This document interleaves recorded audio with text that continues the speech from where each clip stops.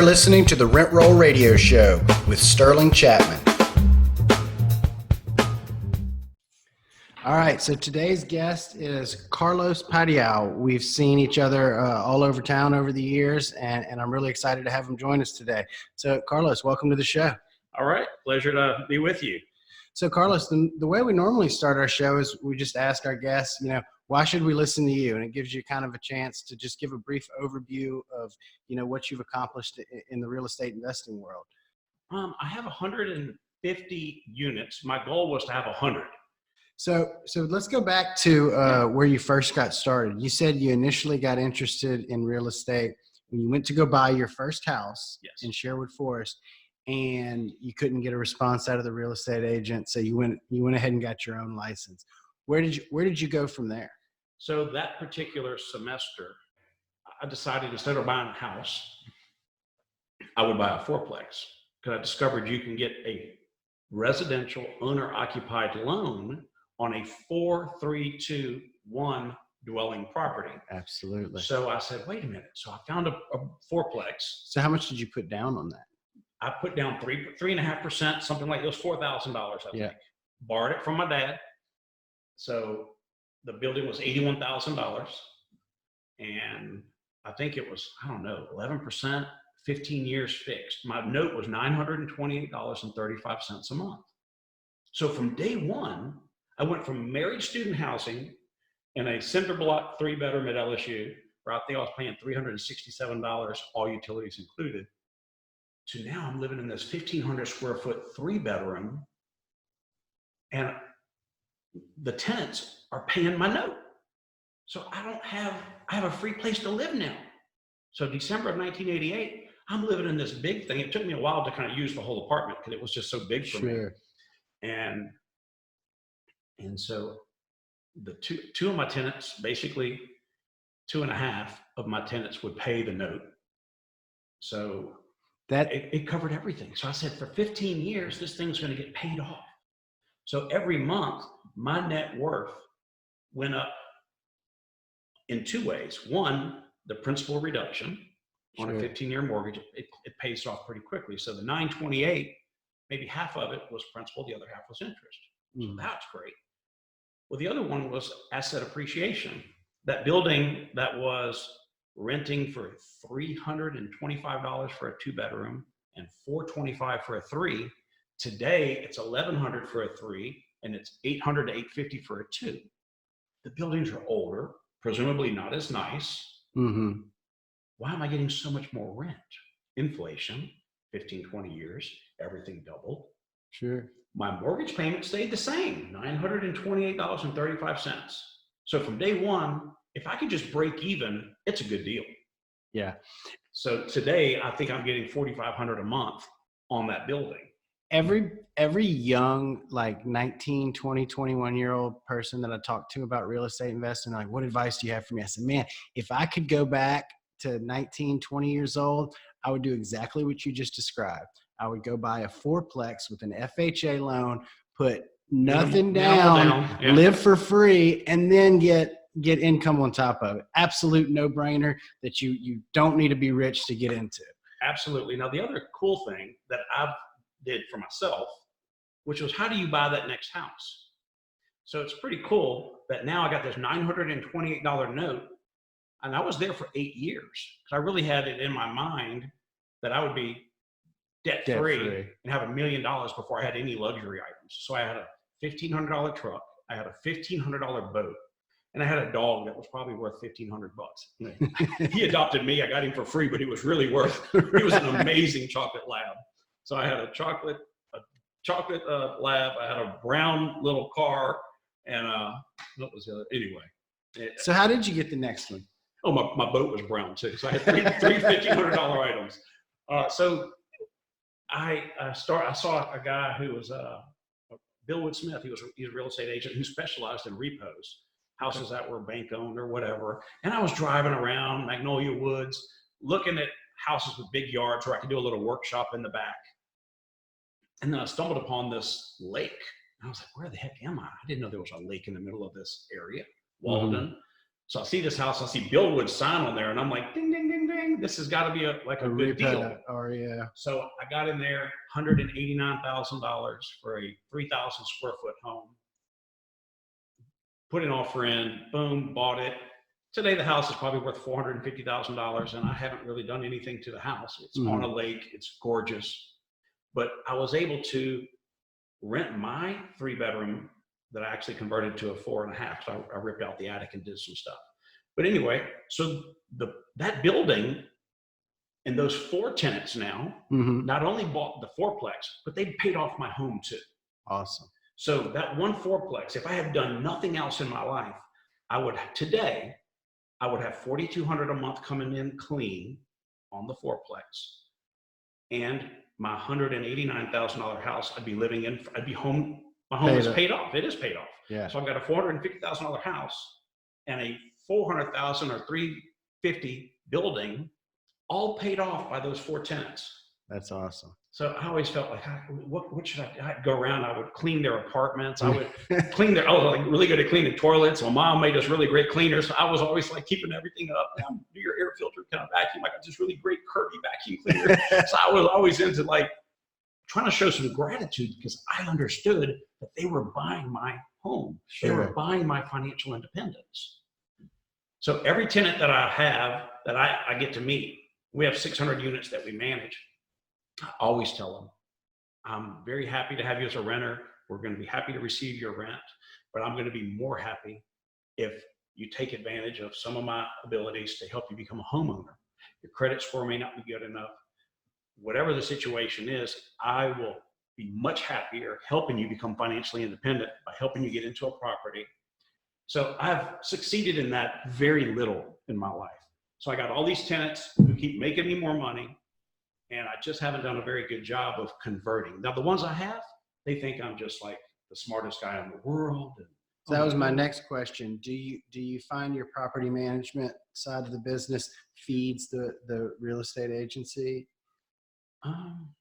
To some degree. And we have a lot of investors who've come in, because I also wanted to stay small. I didn't want to just keep expanding and expanding and expanding and get so big that you can't take care of. Yeah, you can't take care of what you have. Even right now, I can sell everything. I can sell half of what I have and be debt free. So I'd have 75 places free and clear. I can live on that. Sure. So I was bartending at Bennigan's, and I met 4 guys that were my happy hour regulars. And each one of them had over $50 million that they could have walked away with. And when I showed them my LSU 3190 project paper, which said, I'm going to buy a 4-plex. And then after I buy a 4-plex, I'm going to buy a 100-unit apartment complex. And then I'm going to work my butt off and pay it off as fast as I can. And that's going to be my income for life. And they said, Carlos, we're going to give you some advice. There's no doubt that you're going to be able to get your $100,000 a year to get your $1 million in net worth. And you're going to get it a lot faster than you think you're going to get it, because you're kind of like, you're sharp and you're on the right track. But the most important thing in your entire project is the last paragraph. And if you could just please listen to what we're going to tell you and let this lead you for the rest of your life, you'll be happy forever. And I'm like, what? These are like these filthy rich guys. And they all shared their little stories and said, yeah, I could have walked away with 50 million. I could have walked away with 200 million, and blah, blah, blah. So they all told me how much they had and how much they lost. And all of them lost everything because they kept doubling down, doubling down, doubling down. I made $1 million. Of course, you're going to make your $1 million, but don't you dare use that $1 million to go make $2 million. Right. You keep that $1 million sacred, because your paragraph at the end says, I want to make $1 million so that I can be free to spend time with my family and have security for the rest of my life and not have to live in fear, with my ability to provide for my family. And I can't tell you how many times I've walked away from deals because it had an ounce of risk. Yeah. So that really hit me. And so I've had so many opportunities to make more money. So I really got into it when it was really easy to make money doing this. There was just like tons of property, And when I was successful, I had tons of people offering me money to be partners with me. And I was like, no, I'm just going to keep it simple. If you want to get into it, I'll help you get into it. So I've helped a lot of people become very successful separate from me. But I just try to keep my little equation very simple. So having freedom and keeping it small was a priority for me. So we know how you got into the fourplex and then how you parlayed the fourplex into paying for your primary residence. What did you do next? Well, at the time, my intention was to go buy a 100-unit apartment complex and go find a trashy, beat up unit. And I had a track record for being successful at doing that because I did it for someone else, which was a great experience. Where I learned some more valuable lessons where I developed, I just turned this apartment complex around in 45 days and made these people $1 million. So did you worked as a property manager for someone else? I got hired. Yeah. Before I bought my fourplex, I was a property manager. I had a free apartment and $800. And before that, I was the nighttime security guard at the Capitol Lake Apartments. Did you just stumble into that by happenstance, or Yes. Did you seek out the opportunity to learn about real estate? Totally happenstance, because I was looking to minimize my out-of-pocket expenses. So how can I live for free somewhere? So I was a nighttime security guard at Capitol Lake Apartments, which was a great student job. You have to be home every night. Hmm. Oh, okay, so I can't go party and I got to be home. Sure. That's a good job for a free apartment. And then I just stumbled upon a manager, $800 a month and a free apartment. It was the Bon Marché area, which was the worst crime-riddled spot in Baton Rouge. So Diane Duplessis met me there, and I had my pregnant wife at the time. And she goes, you sure you want to work here? I said, yeah. I mean, what do I need to do to get the job? She goes, all you got to do is want the job and I'll give you the keys. And I was like, because she was hired to hire someone. Right. And I'm looking around and it's like really sketchy. Yeah. And I said, yeah, I need the job.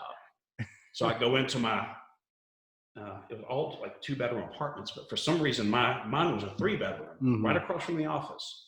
Quickly, I realized in the middle of that the previous manager was a major drug dealer.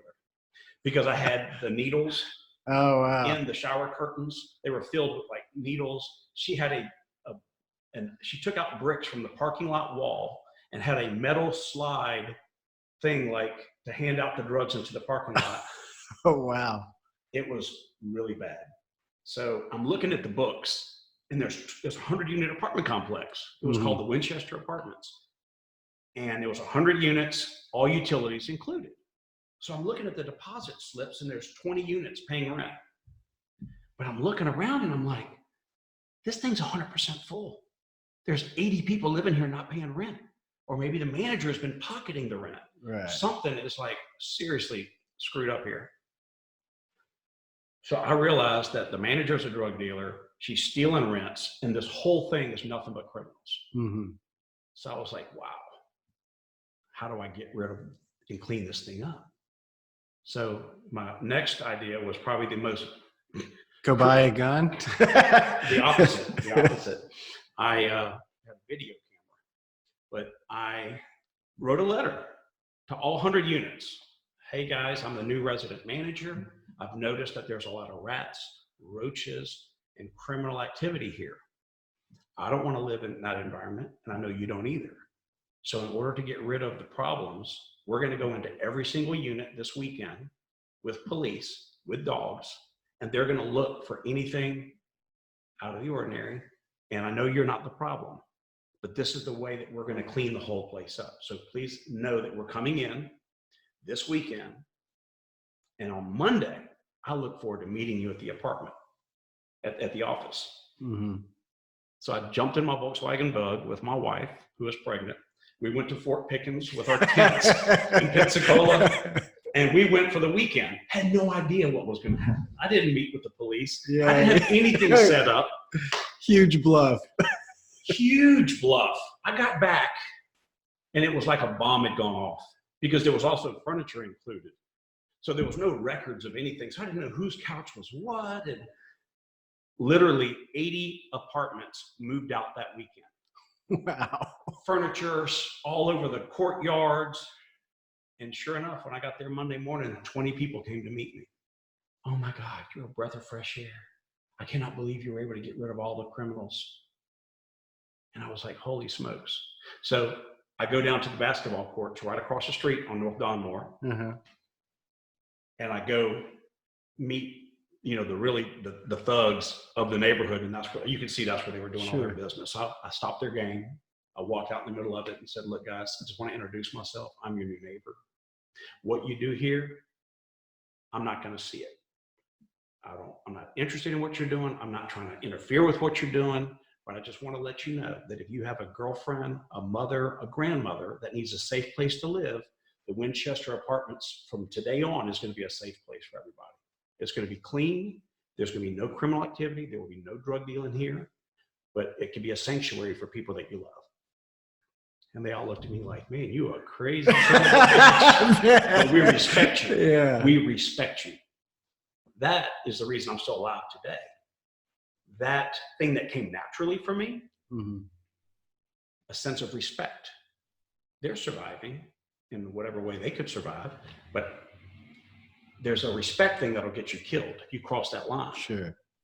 You know, they could be wrong for what they're doing, but if you cross that respect and say that, I respect what you're doing, I just need you to respect me. So the entire area might have been a couple thousand apartments, and we had 100. And the whole occupancy for the whole neighborhood was about 50%. So within 45 days, we became 100% full. The apartment complex sold to some new investors. And I realized that I just made these people, I probably added $1 million of value to this apartment complex, if not more. Yeah. So then I said, I want to go buy a complex like this and do it for myself, where there wasn't anything for sale. But there were a ton of fourplexes for sale. And so I just started buying fourplexes.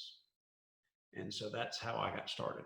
Okay. And that's still the fourplexes all you the stuff own in today? Gardner, which was a very high crime area at the time. And I'd buy stuff which would be considered relatively cheap. Worked my butt off with all kind of, you know, making the places decent to live in, respecting people. Now, how did you go about buying those properties? What did you use to buy them with? What kind of financing did you use? At the time, my dad, who was an engineer, worked for Kaiser for, maybe 25 years or so, had opened a chemical plant in the Virgin Islands, reopened it, and ended up just having a chunk of cash. You know, $500,000 what he was going to be given for a buyout. They bought him out, and so he had $250,000 this year, $250,000 next year. So he was very upset that he wasn't going to be the plant manager there, and so it wasn't a good thing. He was very upset. He was distraught. It was his dream job. They had closed the plant down. He found an investor to reopen his plant. So I had these opportunities. And I was starting to go after, where can I borrow money? Because at the time, banks weren't loaning any money. They had tons of inventory of bad real estate loans and property they were trying to get rid of, but they wouldn't loan you the money to buy it. Yeah, that's how the cycles work. So I went to my dad, and my stepmother got with me. She goes, please borrow this money from your dad, because he was gonna invest in a Wicks and Sticks. It was like a little mall. I just couldn't see it. A little bookstore selling candles. He was gonna maybe buy Augie's Glass House Restaurant in New Orleans. Never owned a restaurant before. He had an ad in the Atlanta newspaper. If you're an inventor, bring me your invention and I'll finance it. So I was listening to some of your podcasts. There was one guy saying there's investment and then there's speculation. So he was pretty much being 100% speculator, where you run the risk of losing everything you have, as opposed to an investment where you're never going to go to zero. So Claire, my stepmom, said, look, you know, borrow money from your dad, whatever you got to do, convince him. So that's the only money my dad had in the world. He was unemployed. He was really stressed out. And he goes, I said, Pop, what do you need? How much money do you need to live? For God's sake, you got a house, a condo that's paid off. You don't need a lot of money. You pretty much got $500,000. You should be like set. He goes, I need $4,000 a month. I said, all right. If you loan me $250,000, I'll give you $4,000 a month, and you can live on that. He was like, how in the world can you afford to give me that? I said, don't worry, I'll buy properties that are going to cash flow, and I'll have enough for me and for you. And he found it hard to believe. And I said, he goes, what interest rate? I said, 18%. How could you say no to that? Right. Which was kind of a funny story. So we go to his attorney, which is a local big name attorney. And he goes, wait a minute, guys. My dad wasn't just going to loan it to me on a tissue paper. It was going to be a formal mortgage, right? Sure. And so he goes, yeah, write it up. 18% interest, $250,000, 4,000 a month payments.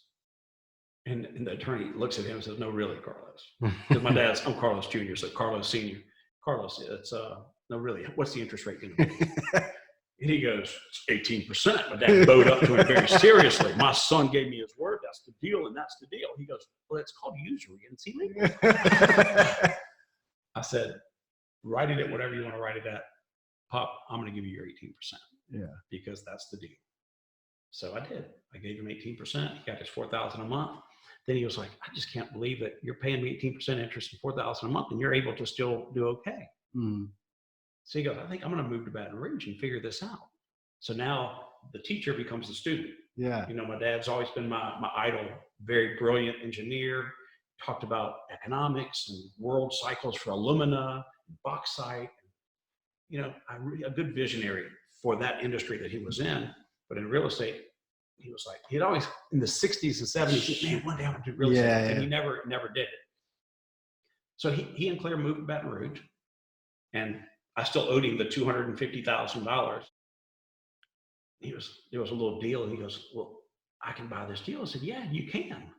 So Regions Bank had some properties, and they financed it. It was $800,000 worth of property. And he goes, well, I need the $250,000 for the down payment. I said, no, you don't. The $250,000 mortgage that you have with me, that's something that you could use as collateral. So you can go to the bank, they're going to give you 100% of the money. So my dad was able to buy his apartments 100% financed because they got the property mortgaged as well as my mortgage to him for the $250,000. Nice. So they had 125% collateral. They had all the collateral they needed. So they loaned him 100% of the money. So my dad today and Claire, they worked their butts off. And it was really kind of a very interesting thing psychologically. There's nothing that helps you ground you better than going to clean an apartment and fixing an apartment. So my dad, being an engineer, very mental, good, hardworking guy in the yard, but never really did a lot of construction stuff. He bought one of those macho belts. And I was like, what's a macho belt? He goes, man, he was so proud of his macho belt. It had a hammer, it had a tape measure, and it was one of those leather belts that you put your tools in. Yeah. He felt like a stud. And he and Claire went to these terrible apartments and started fixing them up, cleaning them, painting them with their 100% loan. Today, it's they've totally revitalized those apartments. Now, where are those? Those are on GSRI, 8911 GSRI, the Plantation 2 townhomes. They created a gated community. Oh, cool. As an engineer, he's going to do the big picture and how can we do this. He bought all the properties surrounding that property because the ones surrounding it were breaking in. Yeah. So they did that for 20 years. So he worked for 25 years for Kaiser and has less than $500 a month in a pension check that he gets because their pension went to kind of like an Enron thing. It just went to nothing. Then they have all these apartments, and now he's $3 or $4 million worth of apartments. He has plenty of income. So that was their story. So that $250,000 is how I started mine. And that 150 units. That same 250 started him. That's awesome. That's a great story. It was really a really good thing. It wasn't low. Real estate was cheap. Yeah. But you had to be able to find the money. Yeah. So once you get some traction, then the commercial lenders will see you and say, well, everybody else is risky, but you're a great opportunity. So Regions Bank, it was Guarantee Bank at the time, were one of the first banks making those commercial loans. And so that worked out really well. So, they loaned my dad money, they loaned me money, and it became Regions. And then I think at the time, the interest rates were like 9%, 10%. Mm-hmm. Today, those same loans with the same banks are probably 5.5%. Right. Yeah. So that's an awesome if story. you can buy stuff cheap enough, it's okay to pay a higher interest rate as long as it cash flows. So the next question we normally have on our show is, tell us about your highlights and your lowlights. And we've heard some great stories here, so I imagine some of those will fall into the categories. But what's your biggest home run, and then what was your kind of biggest failure, or something that lost money, or something that went wrong? All right. Well, the biggest home run came on 8230 Governor. That was a property that it was boarded up, 3-bedroom, 2-bath condos, right in that little area that I bought my I'm very building familiar in. with it. So I looked up who owned it. Back then it was, you could go and have a list of REOs. And banks would have just tons and tons of property. Well, this one was in my neighborhood. So I went to Pelican Homestead, went to the lady who was in charge of real estate sales for Pelican, in charge of that whole list of assets. And I said, I want to buy this one. And she goes, oh no, we don't have an appraisal on that one yet. So you can't, it's not for sale. I said, I don't understand. Your only job at the bank is to dispose of these assets, and you're refusing to receive an offer from me on it. Isn't an appraisal going to give you kind of a sense of what the market is? And we're in kind of a crazy market with not a lot of good comps. I'm willing to offer cash to buy this building, and you could at least consider it. Yeah. Why do you have to wait on an appraisal? It makes no sense to me. And she was like, no, I'm not going to allow you to leave me an offer. And I was like, okay, that sounds like maybe she might be one of these people that's looking to sell it to one of her family members. Brother-in-law deals. Right. A little sketchy. Didn't make sense. So I go home frustrated, and I decide, you know what? I'm going to call the president of the bank. New Orleans. I called the president of the bank. I said, look, I have a question for you. You have a lady in Baton Rouge with a list of assets, and I want to buy one of them. How would you feel if I told you she's refusing to accept an offer from me on one of them? He goes, she's doing what? Yeah, she's got some excuse that she needs to get appraisals on everything before she can even look at an offer. He goes, well, that doesn't make any sense. I said, I didn't think so. Being the president of the bank, you would have some common sense, but there may be some self-dealing, or maybe she's just not that skilled. Maybe she doesn't know what they're worth and she wants an appraisal before she prices it. That makes some sense. But at least have my offer on your desk. Waiting for when the appraisal did come. But she refused to accept it. She wouldn't put her hands on the offer. He goes, send me the offer. I was like, well, I guess I can send him my lowball offer, and it was $40,000. And I hadn't even gone in the building to see it. It was boarded up. Yeah. So he writes accepted across the whole page and says she will be there at the closing. So he was kind of teaching her a lesson. Right. I make the decisions about accepting or not accepting an offer, not you. Sure. You bring me the offers, I accept them. So he sent her that signal. Well, that building brings me in $4,000 a month today. Oh, wow. And so that was the best 40 grand I ever spent. I bet. But also having a little tenacity. Yeah. Just because someone says something doesn't mean it's so. Absolutely. So if you want to make an offer, sometimes you got to push. You know about that, and I noticed this when I first started, and I was going from bank to bank, trying to find somebody that would do a cash out refinance on day one, without making me wait. And every bank, I mean, I must have gone through 20 before I found one that would do it. But everyone said, no bank will do that. And then the next one, no bank will do that. And it always pissed me off. It's like, no, you won't do that. Don't tell me nobody else will do it, because I'll keep asking and I'll find somebody who will. Yeah. So part of the work is working on presenting your offer. If it makes sense to you, it's bound to make sense to someone else, because investors want to make money. Right. So you just got to present it to someone who can see your vision, and they're going to make their money. Sure. So that was a good home run. What about a good bust? You got a good bust for us? Yeah. It probably has more to do with my personality, because I'm so concerned with my reputation and my name that I would never do anything. Even if it could make me a lot of money, I would never take a chance with your money. Right. I'm just that way. My name. My dad brought us up that we're the only Padials in this country from Cuba. So when somebody sees a Padial, it's going to be whatever you become. Right. So if you're a thief, the Padials are thieves. If you're a guy of high integrity and high honor, that's what a Padial is. So I've always had that as a kid, growing up, a high sense of fiduciary obligation. You know, I just prefer having less than taking a risk of hurting someone else. Sure. But that was a situation where an investor called me up. He goes, I just want you to know how much money you cost me, because you were so worried about risking my money that you didn't move forward on this deal that we were going to do together. And it just sold and we would have made millions. Yeah. So please don't be so concerned with other people's money. We're big boys. It's so funny to me how often the answer to that question is the deal I didn't do. It's always the one that got away. Very, very seldomly does somebody answer that question with, oh, I bought this and I lost all these thousands of dollars on it. It's always, I should have bought more. I should have done this deal. I went too conservative on the offer on this one. It's always the one who got away.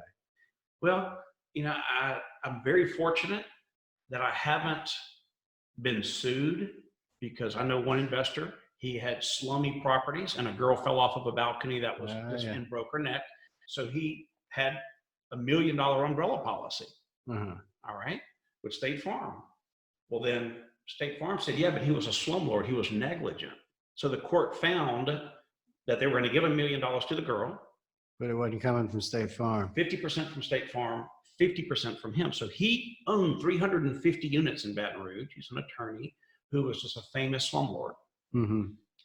He sold his trash as fast as he could, because he then realized that he had 350 possible lawsuits. Right.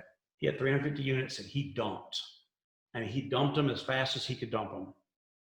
But he wrote a check for $500,000 cash. Ooh. Because he got sued. So I'm not a slumlord. I've had people get hurt on properties. I had one guy, we were roofing, for God's sake, we put a roof on his building. And now all of a sudden, months later, his leg's cut off. And he was a soccer coach. And I see him, one-legged dude, flopping around to the, with his peg leg to the mail. And I said, dude, what happened to your leg? And he goes, I stepped on a nail, when we did that roof. And I was like, what? Got infected. It got infected. He didn't buy the antibiotics, and he was a diabetic, so they're very susceptible to problems. And he goes, Carlos, as much as you do for the community and as much as you do for everything, there's no way I was going to try to hook this on you. Oh, that's awesome. I was like, dude, I mean, I've never been sued, but for God's sake, this is legitimate. Yeah. And he was like, no, don't worry about it. It's, it was my fault. I could have bought, I said, I didn't have the money for the medicine. I should have bought the medicine. I was stupid. I could have called you for the medicine. I didn't do it. Now it's too late.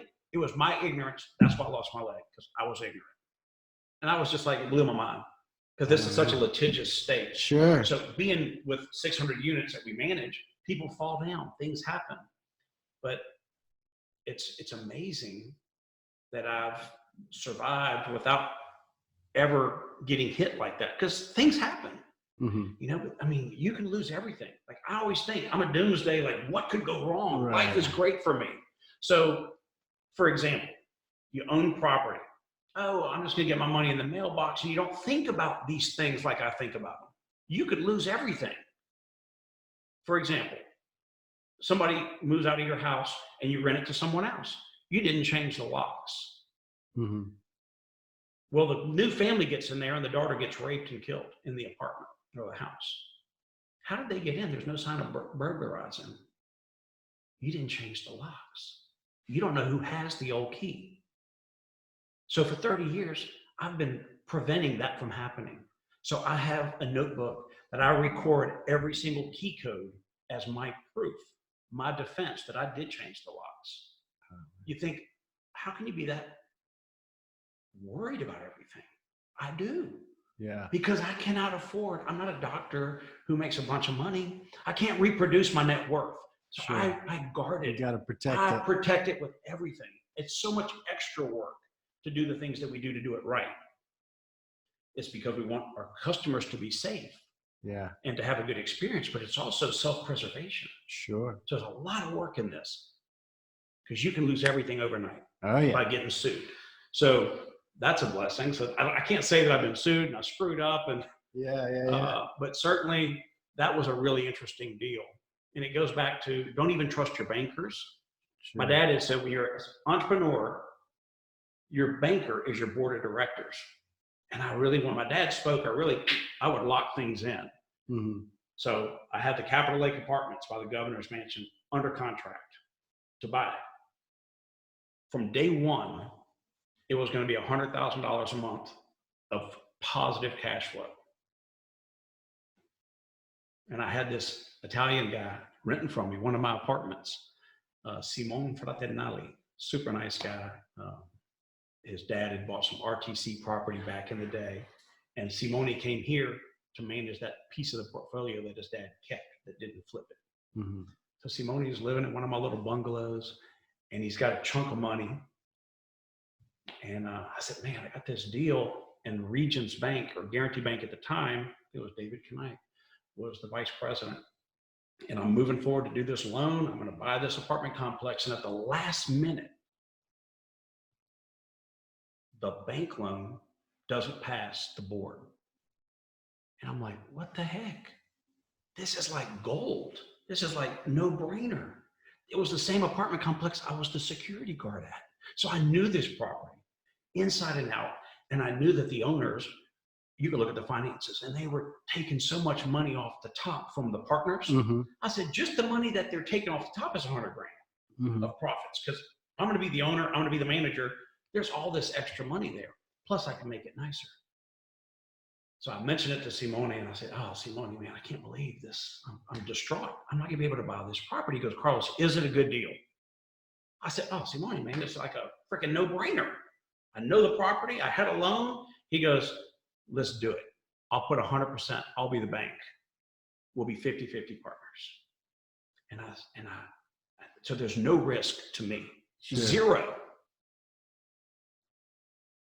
And I said, Simone, I can't do that. And he goes, what do you mean you can't do that? I thought you said it was a great deal. I said, in my heart, I'm 100% sure it's a great deal. But I have to listen to my dad's voice in my head that says, if there's a reason that board of directors said it's a bad deal, I shouldn't do it. And I don't want to risk your money because I'm going to trust my bank. But guess what?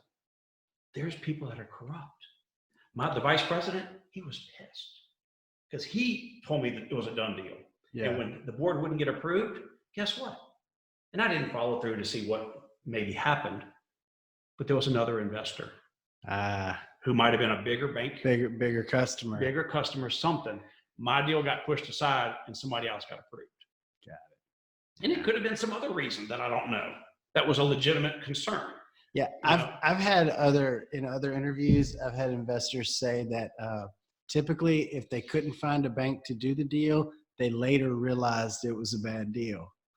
That like you say, using the bank as that board of directors, they're pretty into running the numbers. So if they're not interested, maybe you should take a double take. Yeah, there was one environmental consideration. So the lake between the governor's mansion and those apartments, there was some Westinghouse electrical transformers that had leaked into that lake. And because the Capitol Lake Apartments had a small frontage to that lake, maybe whoever owned property would be having to clean the lake up or something. Sure.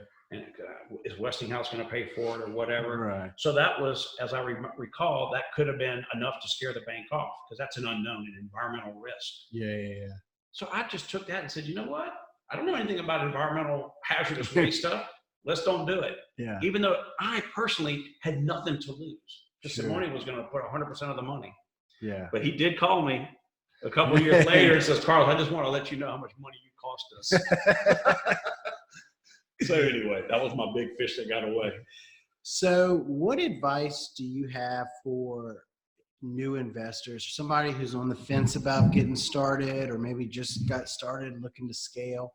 What advice do you have for those guys? I think one of the biggest things that people get burnt out on real estate is you got to go far away to go get to it. So I would say try to invest. If you could find a fourplex, that's ideal. because it's just easier. It's less risky. Close by. Close by between your work and where you currently live. Yeah.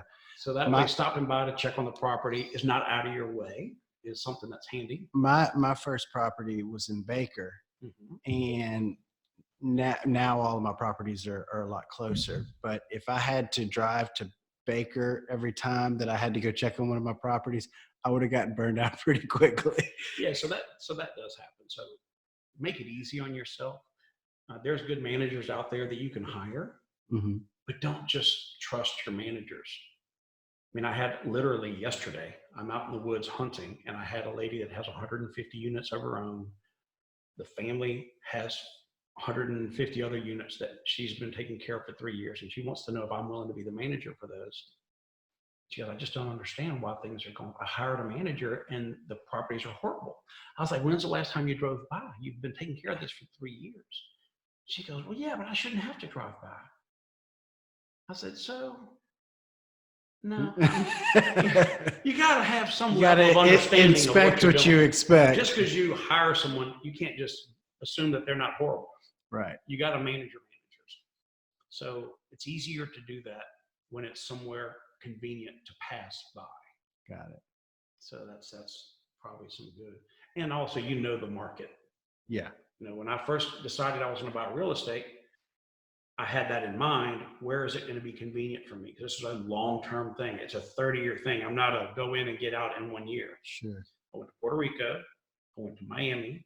I went to Atlanta, and just Baton Rouge. And I looked at what I could buy to start my 30-year process. And I think I'd go to Atlanta, and it's so big. Where is the real estate moving? Where's the future value going to be? And I didn't get a sense that I knew where the trends were moving towards. But in Baton Rouge, I said, what? That little Gardier, it is a pimple in the middle of this beautiful area, surrounded by industry, expensive homes. So I had a really confident gut feeling because I'm from here. Sure. Now, certainly the university town, capital city. So you have to look at big macroeconomic things. What could go wrong? Like Lafayette, if the oil prices are down, real estate values crash. Everybody moves out. Yeah. So we're so well diversified in Baton Rouge. So all those things you have to take into account. Absolutely. That's great advice. So what's next for you? Well, I've been working hard on developing a team of my property managers and company. So I'm really not interested in buying a whole lot more. So just managing what I have. So the best thing I could do to improve the value and protect what I have is to manage everything around me. So I've offered my management services to all the properties close to me. So that provides, I remember when I tried to buy something from you a couple of years ago, you said, as long as I can continue to manage it, because I want control of, who my neighbors are renting to. Yeah, I had that one bad experience where I helped this one guy out, and I sold him one condo that I had, and then he put in some drug dealers in it. And I'm like, dude, do you realize? He goes, yeah, I know they're drug dealers. I was like, well, why would you put him in the middle of my neighborhood on this unit that I helped you get? He goes, I figured because of the way you are, now you'll probably give me double what I paid for it just to get rid of it. That was a painful lesson. I was really upset, but I set myself up for that. Right. So I've worked very hard on buying the things in a little area. I've been running out the criminals and managing stuff around me. Because I did find that 50% of my time was dealing with properties I didn't own. I'm doing all this work to improve the area, but I'm getting no benefit as far as management fees. Sure. Plus, it's hard. I had one guy called up and said, look, you got these drug dealers in this building. You got to evict them. And he was like, why don't you evict them? Why don't you buy the building? Then you can do what you want. I'm not going to evict them. I live in Pineville. I'm far away. I'm an old man. Yeah. All I know is the rent shows up. I said, I guess I'm going to buy this building. I didn't want to buy it, You bought it but I bought it just so I can clean it up. It was right across from all my stuff. I've felt that way before. I've wanted to buy a building just so I could evict my building's neighbors. Yeah, so it became. I didn't want to manage for other people, quite frankly, because I always knew that you don't get appreciated for what you did. Right. but it has worked out. You know, I have a cloud-based system. That took me a long time. I'm old school notebook kind of, but I'm very comfortable with my software. I use Appfolio. Okay.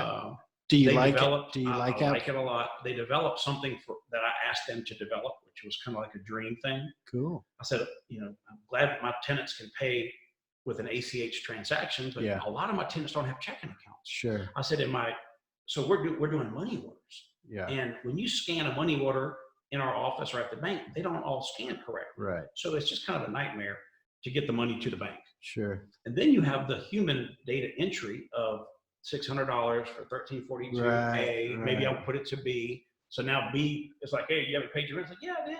Yeah. So you have these little mistakes that can occur, human mistakes. Yeah. So I said, if you could eliminate the money order thing for me and somehow find a way that my cash paying tenants could just pay cash somehow to me, that would just be awesome. Because I'd gone to the banks and I said, I'm just going to give out my deposit slips to my tenants. You go put your cash directly in my checking account, take a picture of the deposit slip with your name and address, and I know that that money is your money. So I kind of did that for a little while, which was kind of crazy. Yeah. The bank's like, they're giving your account number out to everybody. I said, it's really not a big deal. It's on every checker, right? Yeah. So I did that. And they came up with, the first one was every Ace Cash Express and every 7-Eleven in the nation, I have a tenant code. They walk into 7-Eleven, barcode, pay the cash, anywhere in the country. And it shows up on my ledger, so I don't have the data entry. It's on the ledger. The tenant gets immediate credit for the payment, and it shows up in my bank. So we don't have to go to the bank, and we don't have to enter all the payments. That is like amazing. Yeah. Just that alone has eliminated one entire person, a full-time person. Yeah. So it's great. That is awesome. That's definitely awesome. So the next part of our show, just kind of, just some real quick fun questions to, help our listeners get to know you a little bit better. First one is, what's your favorite book? I'm not really a big reader at all. Okay. No, I listen to a lot of stuff. I talk to people a lot, but I really have never read. Okay. I mean, literally, it was a struggle in high school. What's your favorite movie? I don't even really watch movies. I will come out of a movie and I'll be entertained by it, but I'll come out of it and I couldn't even tell you the name of the movie I just saw. So my brain is photographic for things I'm really interested in, but on other things, zero. Got it. Like I cannot keep score. Playing golf, I cannot tell you how many strokes I just had on that hole. But for money and macroeconomic stuff, it's like I can't get it out of my head. Man. I just see it. So I see economic trends. I see all that kind of stuff. So it's funny. There's certain parts of my brain that are like, I'm not competitive, I guess. Yeah. I don't know. I'm just enjoying it. I hit the ball far. Damn, that was a great shot. Good deal. In tennis, I never knew the score. I mean, it's like, it's not that complicated. Yeah. But I can't even remember the point. So I see these guys like Jimmy Ott on the radio. He's one of my tennis friends. And he could recount 1994, third inning, second this, that. I'm like, I don't even barely remember what our last match was, much less, so people that have that part of their brain functioning very well. Anyway, I see movies, action movies. I do love, as far as movies go, short 1-minute video clips. My favorite thing that I've enjoyed over the last 2 years or 3 years has been NAS Daily. It's a YouTube, Facebook thing. And this young kid decided he wanted to see the world and see the good in the world. So he decided he was going to do a 60-second video every single day for 1,000 days. Oh, cool. He has hundreds of millions of followers all over the world now. And he goes, I was basically a nerd with not a lot of friends. So I'm a traveler. I want to see what's on the other side of the fence and the road and the countries. And so that for me has been a lot of fun watching those videos. I'll check it out. So NAS Daily. Do you have a favorite quote? One of the ones my dad put on a napkin for me because I was a procrastinator. It was in Spanish. Mm-hmm. Luego, después y veremos. Mm-hmm. Son 3 calles diferentes que todos llegan directamente a la plaza de nunca. So it's basically for procrastinators. Later, we'll see, and after are 3 streets that all go directly to the plaza of never. Got it. So, yeah, so that's one of the things. That's the first Spanish quote we've gotten on the show. There you go. And then what's your favorite thing to do outside of work? I love working with kids. I've seen that on Facebook. Is Really? it the Yeah, Boys and Girls Club that you used Yeah, to I be just I supporter kind of? of adopted Boys and Girls Club as a solution to a problem that we had in our apartment areas, because none of the public schools had any after-school care. So these kids are getting out of school at 3 o'clock and they're going home to the drug dealers and the thugs waiting on them, Yeah. or the bad kids. So instead of starting some program, I just went out and said, who's already got a great program for after-school care? And it turned out Boys and Girls Club, I visited schools in Baton Rouge, and it's like they were everywhere else in town. They just were nowhere in Gardere for all of our thousands of apartments. So they said, yeah, all we need to do is to be asked and we'll come. So I visited the principals, and anyway, so that's a success, because now every kid in Gardere has after school care Awesome. available to them in all the different schools. So that's been fun. Fishing is my passion, fishing and a little bit of hunting. I'm more of a fisherman, and so I take kids fishing. That's a lot of fun for me. Cool. I have a little deal with Wildlife and Fisheries now to bring handicapped kids to me. They haven't brought one yet, but she's got this like kind of a make-a-wish thing. But how do we get certain kids to fish? Because they have some lakes that they have that Sure. sometimes the fish aren't biting. So I have a 50 fish guarantee in 1 hour. You bring me your kid, and it could be anybody in Baton Rouge. Just if somebody wants to introduce their child to what a bass, a brim, a catfish looks like, I put an empty aquarium by the lake. We fill it up with a bucket with water. They can decorate it with little, because the girls like to decorate sometimes. They'll put sticks and twigs, and we'll make our little aquarium. And then I have a little net for the ones that don't want to grab the fish. They get scared. But I'll start throwing a round cast net along the banks. And we don't know what we're going to catch, but we catch a little bit of everything. And so they start seeing, this is a bass, this is a brim, this is a catfish, this is a turtle. And then we throw them in the aquarium. And then if we catch shad, we use that as bait, and we throw out about 8 rods, and with big baits, and they're live shad swimming around. And then we'll catch big bass, big turtles. We just caught an alligator snapping turtle last week. And so I just love the relaxation that comes from being out there fishing. And so sharing that with the kids is great. I mean, I just did it on Burbank at the soccer fields, which is close to the Gardere area. And so I asked one of the coaches for our inner city sports program that I work with, said, just give me, 15 of your most needy children, we'll call it, and put them in the van and bring them to me. So I had all my rods and reels ready. And then I called the sheriff's department. I said, hey guys, I'm going to have these 15 kids out here. I could use some other guys to help me monitor. I don't want any kid getting hooked and all that kind of stuff. So the 3 officers that came didn't know how to tie a hook. And I'm like, oh my God. So I was there an hour early with them to set up all these new rods and reels. So I got a kick in the butt out of the captain of the Gardere precinct area. He said, Carlos, I used to fish as a little child with my grandparents. And you've just reintroduced me, because I've always wondered, what am I going to do in my retirement? He goes, I forgot how much fun this is. So I had this older sheriff deputy thanking me for showing him how to tie a knot, because he did it as a little kid, but he didn't remember. So then I have the sheriff officers helping me with the kids, and that was fun. So fishing is probably one of my best releases. Awesome. So where can our listeners find you, whether it's investors looking for a property manager or looking for some advice, or somebody looking to buy a home, or tenants looking for a great place to live?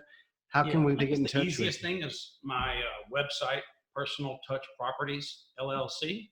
Okay. So we have a Facebook, we have a website, but Personal Touch Properties. I always felt like what made me different was I put that personal touch.